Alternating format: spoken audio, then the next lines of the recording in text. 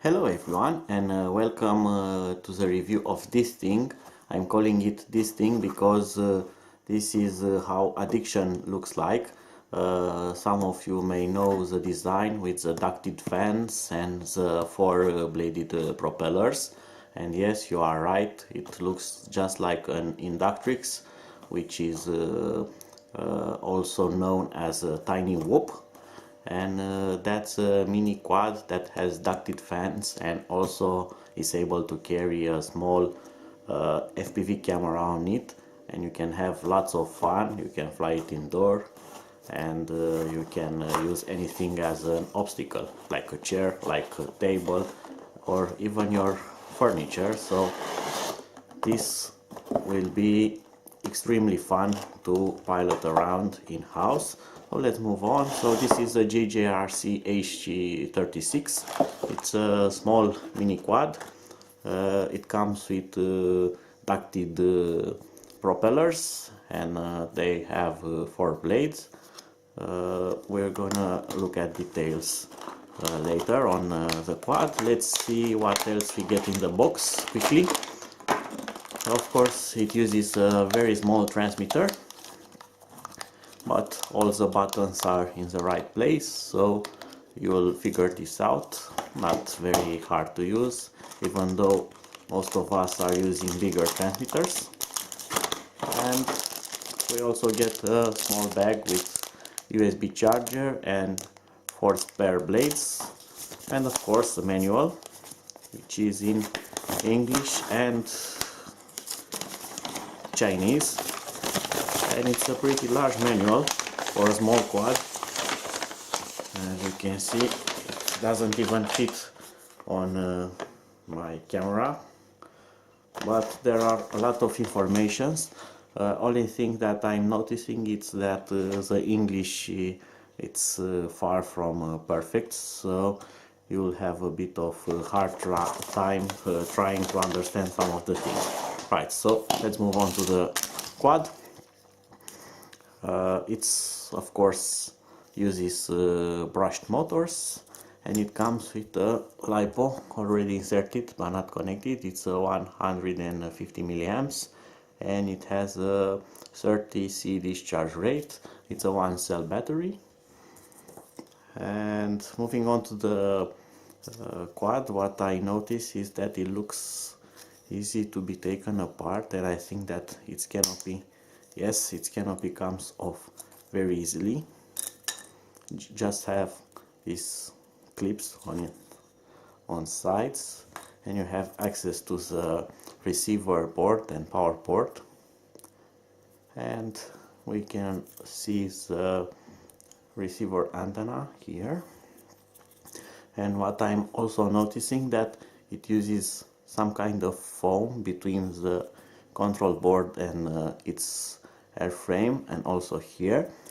And look at this, the board is not fixed, but it has some kind of vibration dampening, so this should somehow improve control over this mini quad.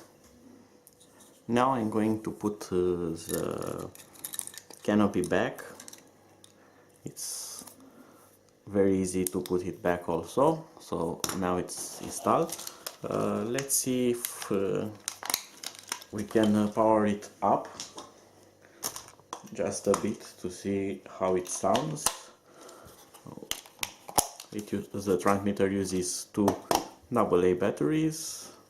I'm gonna put the LiPo in,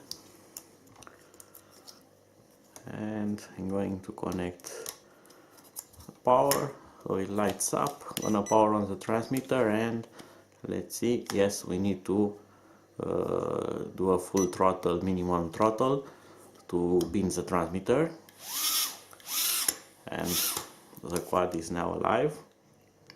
There are also specific functions on this tiny controller that are now found on most mini quads.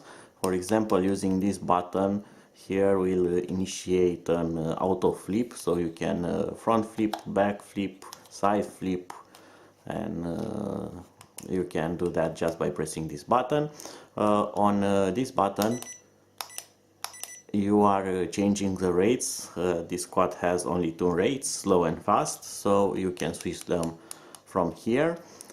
These are regular trim buttons, front, backward, left and right, and this button here is not for trimming, but on this side it will be automatic one key return, and on the lower part here it's the headless mode, where the orientation of the quad is not important anymore, and the front, back, left, right will work in your perspective and not on the quad's perspective. So if the quad is facing away from me, so this is the front and it's in normal mode, when I do a left input on the stick, the quad will go left. But if the quad is somehow facing me, if I do a left, it will go on its left, so it will be my right.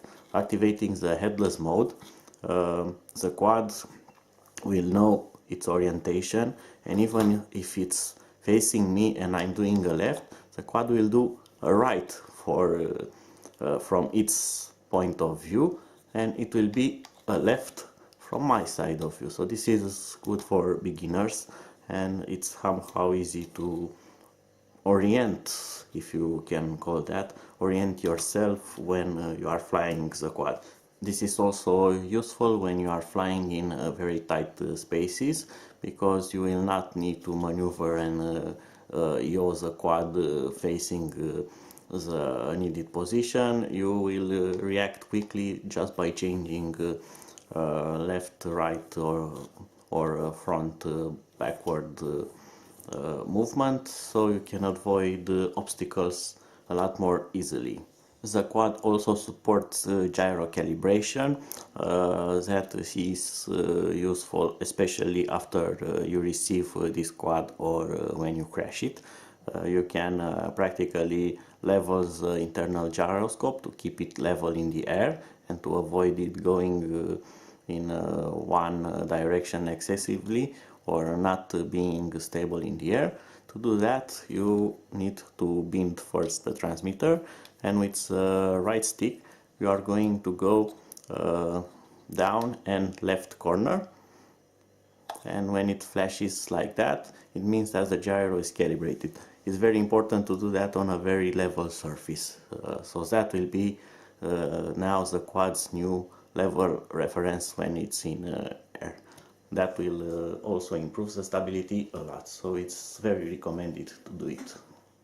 Of course, this is not its sole purpose, and in another episode I'm going to install this and I'm going to show you what's this exactly. It's an all-in-one camera, so this will sit on top of this little thing, but until then I will get accustomed to its flying habits, and to see how fast and how easy it is to maneuver. Until next time, bye bye!